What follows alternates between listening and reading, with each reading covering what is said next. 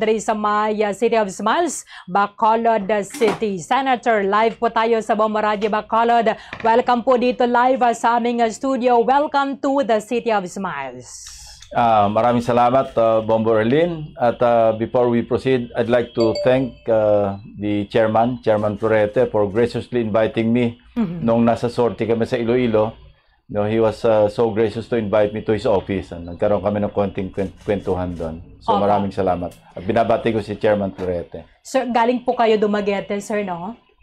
Yes, this galing morning. kami Dumaguete. Opo, and napaka-busy na po yung inyong schedule. Halos araw-araw na po, hindi talaga halos, pero araw-araw na talaga yung inyong paglilibot sa buong bansa. Igagrab po namin sa yung opportunity na dito po kayo ngayon sa studio to ask you ano po yung mga pangunahing plataforma ni Sir Ping Lacson sa Senado. Kung plataforma yung pag-uusapan, ang plataforma is what I do hard and in all seriousness, yung tungkol sa ating national budget.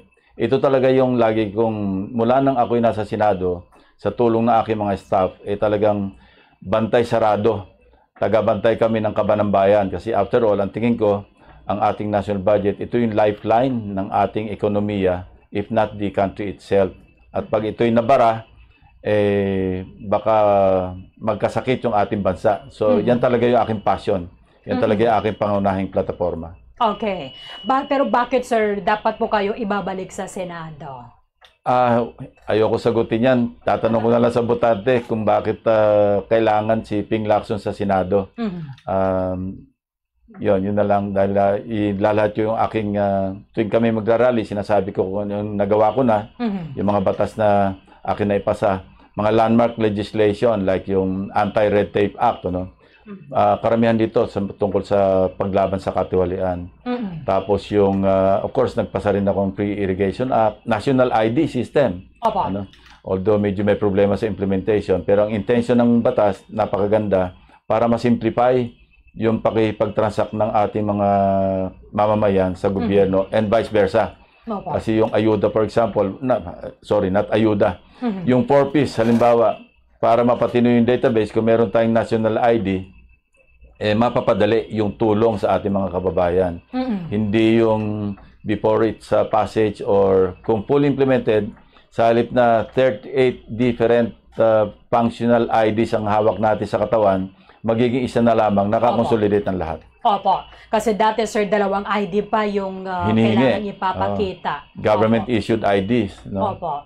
Sir, as the Sugar Bowl of the Philippines, dito po kayo ngayon sa Negros Occidental, nakikinig po yung thousands na mga sugarcane farmers in the province. Ano po yung maitutulong ninyo for the sugar industry ng bansa? Ang sugar industry, minsan, ang kailangan dito, mag-intervene yung gobyerno kung nahihirapan o may crisis yung ating, especially yung mga millers. Dahil natatandaan ko, not too long ago, hindi ko maintindihan kung bakit yung SRA, yung regulatory body na nagko-control ng ating sugar industry, kung kailan naman milling season, saka naman sila nagpaparating ng katakot-takot na importation. Ano ba yung intention dito? Patayin natin yung sugar industry o tulungan? Opo. Mabuti na lang, I recall, nung bumabang masyado ang presyo ng sugar, para matulungan, nag-intervene yung national government, pinamili lahat yung bagong milled na sugar.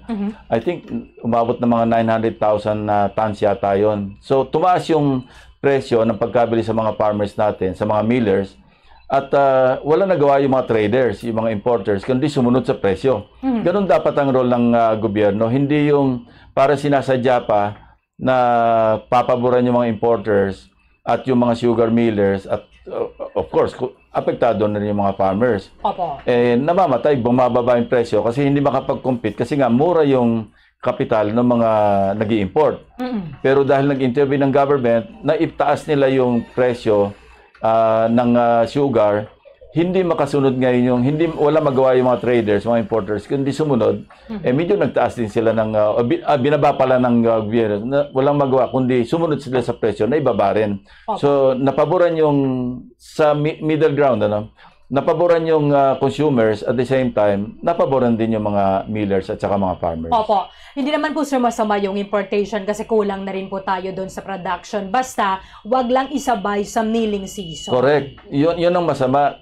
Alam naman nila kung kailan yung milling season. Dapat i-timing nila yung pag-i-import na kung saan talagang low ang supply natin ng sugar. Opo. Hindi yung kung kailan na tiyempong mataas yung supply natin, di ba ang merkado laging law of supply and demand.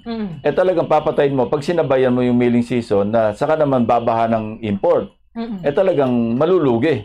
Opo. Yung mga millers. Kung halimbawang halimbawa na lang natin 2,000 yung cost, ano? Opo. Pagkatapos babaha yung at bababa, malulugi naman yung mga millers at saka mga farmers. Opo. So, dapat good timing talaga. Kasi meron naman po monitoring yung SRA doon sa milling season. Correct.